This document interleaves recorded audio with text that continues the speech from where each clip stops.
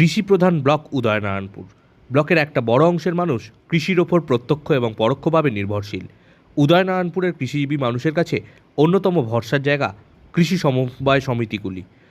মঙ্গলবার উদয়নারায়ণপুরের কৃষি সমবায় সমিতি পরিদর্শনে এলেন পশ্চিমবঙ্গ বিধানসভার সমবায় সম্পর্কিত স্ট্যান্ডিং কমিটির সদস্যরা। বিধায়ক মনোরঞ্জন ব্যাপারী, বিধায়ক বিমান ঘোষ সহ এদিন 4 জন বিধায়ক উদয়নারায়ণপুরের পাঁচারুল সমবায় কৃষি উন্নয়ন সমিতি লিমিটেডে আসেন।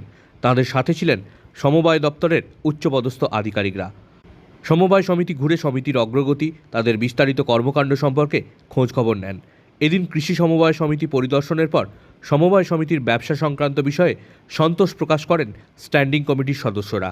এদিনের এই ভিজিট উপলক্ষে উপস্থিত ছিলেন উদয়নারায়ণপুর থানার ওসি সৌমেন গঙ্গোপাধ্যায়, এসআই জ্যোতির্ময় মণ্ডল, উদয়নারায়ণপুর পঞ্চায়েত সমিতির কৃষি কর্মাধ্যক্ষ দীনবন্ধু পাল, সমবায়ের ম্যানেজার প্রতাপ পাজা সহ অন্যান্যরা। সমবায়ের প্রোগ্রেসটা কী আছে, কী ধরনের কর্মপদ্ধতি এরা অবলম্বন করেছে, মানুষ তাতে কতটা উপকৃত হচ্ছে, সেই সবগুলো দেখাই আমাদের কাজ। পর্যন্ত আমাদের ফলাফল আমরা যা দেখলাম, দুটো সমবায় ঘুরে সন্তোষজনক।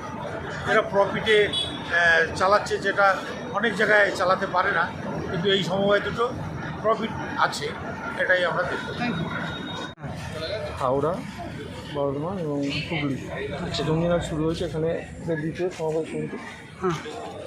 দুটো সমবায় সমিতি দেখলাম, এরা বছরের শেষে যার জন্য সমবায় সমিতি যে লাভের পরিমাণ ঠিকঠাক রাখার জন্য সেটা আছে, এবং বাকি সেক্টরগুলো যতটা সাময়িক দেখে মনে হলো ভালোই কাজ করছে। আছে এখানে 4 জন বিধায়ক আছে, বাকি পুরো টিম আছে, সরকারি প্রশাসন।